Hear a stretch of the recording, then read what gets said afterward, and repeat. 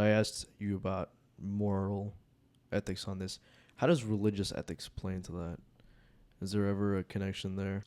Um, Religious ethics is very important, I would say, because most people don't read Immanuel Kant or Aristotle in the West, and I can't speak intelligently about Confucian ethics or um, the history of Islamic ethics or Hindu ethics. So long before we had a kind of breakout of philosophical, highly rationalist ethicists in the 19th and 20th century, ethics has, at the popular level, more people practice and are informed by the religious ethics of their culture.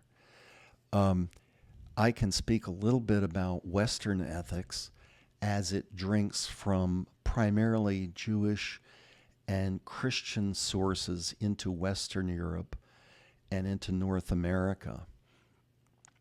Um, so there's that.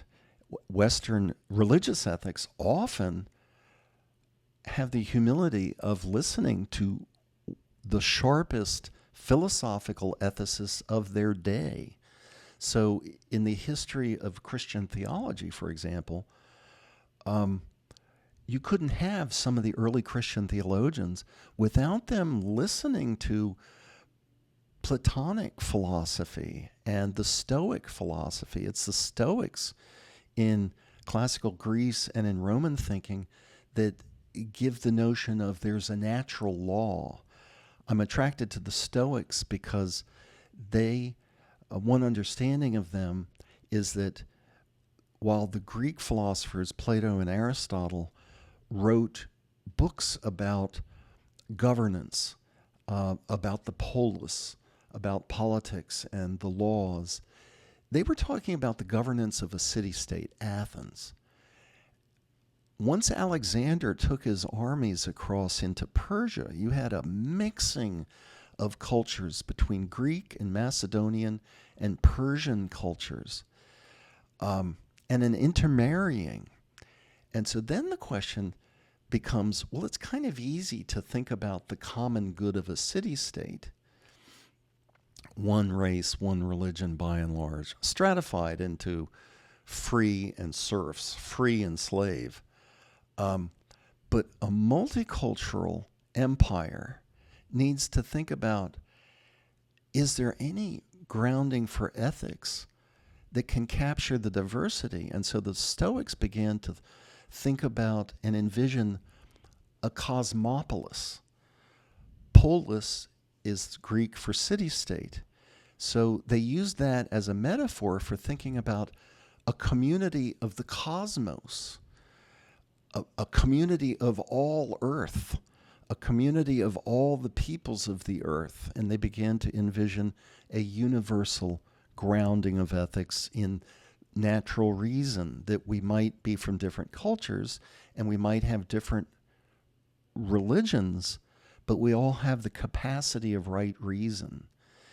And so Christianity builds off of some of these drank deeply from those sources.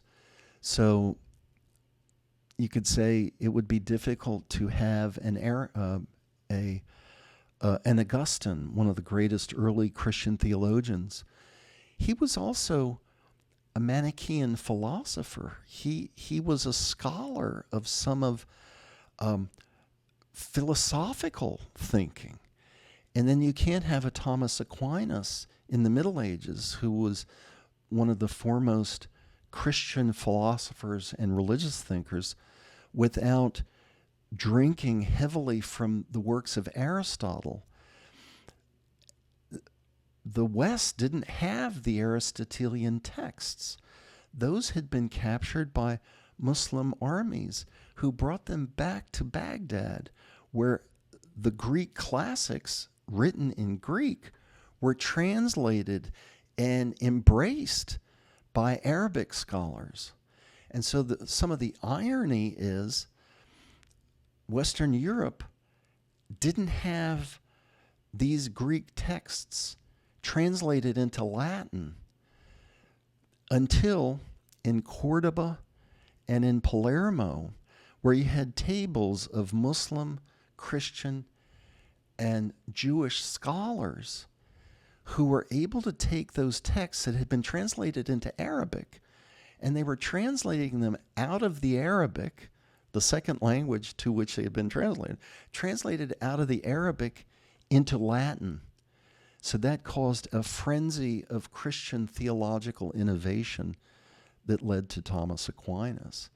Not only did the Christian West get the Arabic contribution, the Muslim contribution of the Arabic translations of Aristotle, they got the Arabic translations into Latin of Arab Muslim theologians who had been arm wrestling with how do we Muslims incorporate the secular philosophy of Aristotle into our own monotheistic understanding with the Quran.